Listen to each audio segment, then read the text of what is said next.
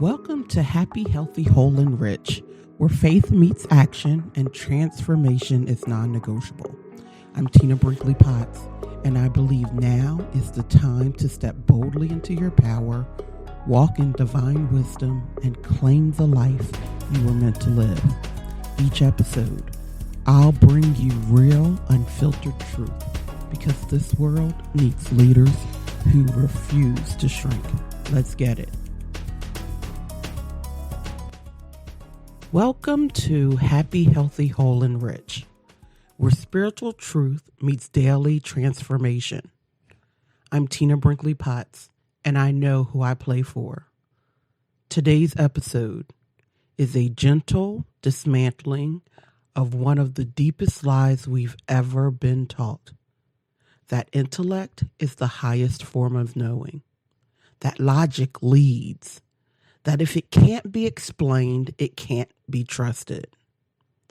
But I lived enough life and helped enough people to know that sometimes the deepest truth doesn't make sense. Sometimes your breakthrough comes before the data. Sometimes your instructions come in a whisper, not a blueprint. And if you don't trust, you'll keep needing permission to move, because the truth is, intellect is the lowest form of knowing. The real knowing, it lives in your body. It lives in your spirit. It lives in the moment when you stop trying to understand and start allowing yourself to remember. Let's root today's message in Proverbs 3, Verse 5. Trust in the Lord with all of your heart and lean not on your own understanding. It's not that understanding is bad, but it's limited. You weren't asked to lean on it. You were asked to trust beyond it. Because divine intelligence doesn't always come with explanation. Sometimes it comes with presence. Sometimes it comes with a knowing you can't justify. Sometimes it's just there. And if you wait for your intellect to agree, you'll miss the moment. I've worked with a lot of brilliant women with degrees, credentials, with resumes that impress every room they walk into. And yet, I've seen the same pattern in all of them. Confusing second guessing with wisdom, mistaking perfectionism for power. One artist I work with has a gift. It's raw, powerful, deeply anointed. She'll be in the middle of a take that's pure flow, and then she'll pause and say, I need to do it again. What if it wasn't good enough? Maybe I should try it the way someone else would. And I know where that's coming from. It's the voice of the intellect, not intuition, not knowing, because the intellect doesn't trust flow. It tries to fix it, even when there's nothing broken. I've said to her, you don't correct what came through presence with performance. You don't edit flow to match someone else's version of perfect. And then there's another woman I worked with, a classically trained opera singer who now works as a brand strategist. She doesn't sing professionally anymore, but she's currently making some of the best music of her life. Why? Because she stopped performing for the judges. She stopped trying to get it right. But guess what? The old pattern, it followed her. Even in her brand strategy work, she was still caught in the loop of overanalyzing, over-explaining, over-correcting, waiting for confirmation instead of trusting her clarity. Until she met me. And I helped her see you can be brilliant, accomplished, and experienced, and still stuck in a lower form of knowing.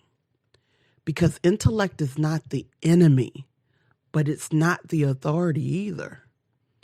True power lives in the part of you that doesn't need validation to trust your voice.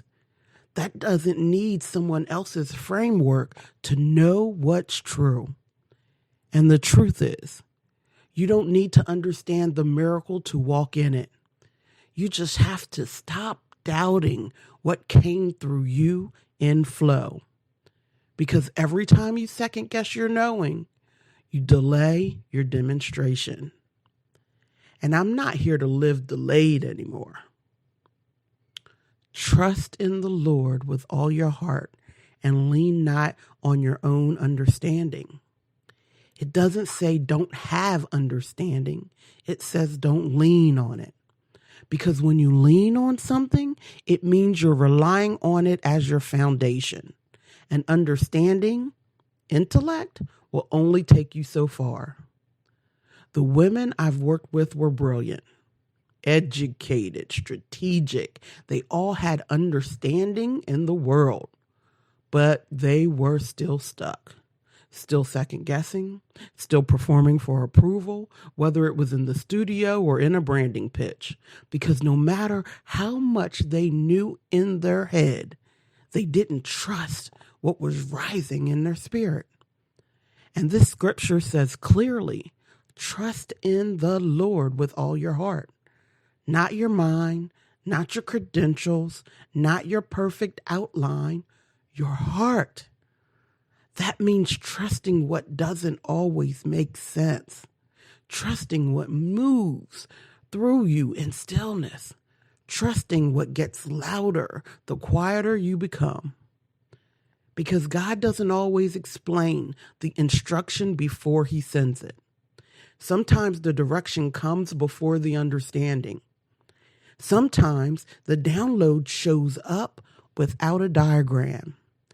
And if you wait to understand it fully before you obey, you'll miss your miracle.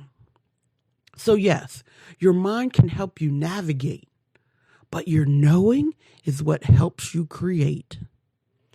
And when I stopped leaning on what I was taught and started trusting what I carried, that's when everything changed. Neville Goddard said, "You must assume the feeling of the wish fulfilled." He didn't say, "You must understand the wish. You must break it down into steps.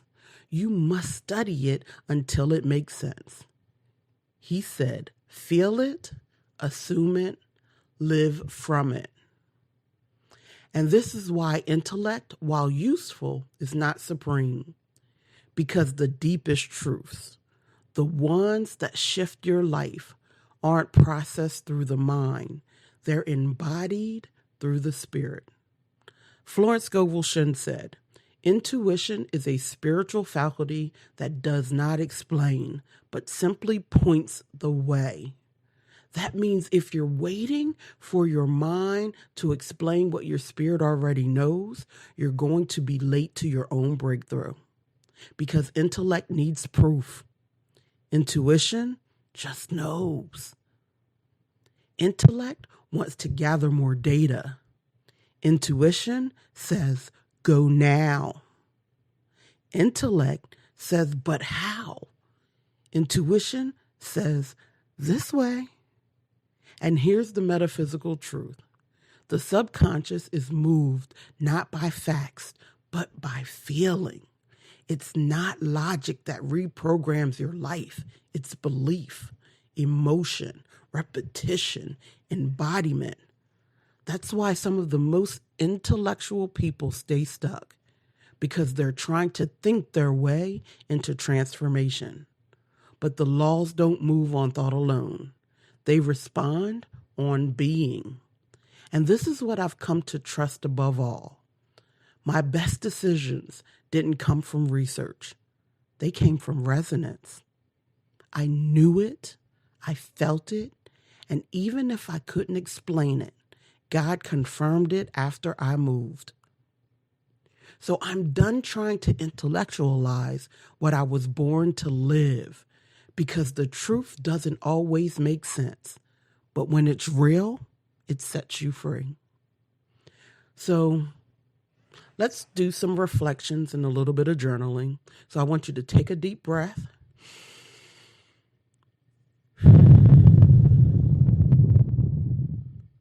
Now drop out of your head and into your knowing. So number one, where in your life have you delayed movement because it didn't make sense yet? What would have happened if you moved anyway? Number two, what's one decision you've been trying to figure out that your spirit already answered? What would it feel like to trust it instead of analyzing it? Number three, how has perfectionism or the need to get it right blocked your creative flow? Where are you still performing instead of expressing? Number four, have you been sourcing your version of excellence from other people's standards? What does your soul version of excellence feel like? Number five, where do you rely on intellect to protect you from risk? And what might shift if you allowed your intuition to lead instead? Number six, think of a time when you followed your knowing without a clear plan and it worked. What did that teach you about trust? Number seven, complete this sentence. I don't need to understand everything, but I do need to trust. And then fill in the blank. Let your inner voice finish it. So now let's move to some affirmations and a guided visualization. This one is called I Trust What I Know Without Proof.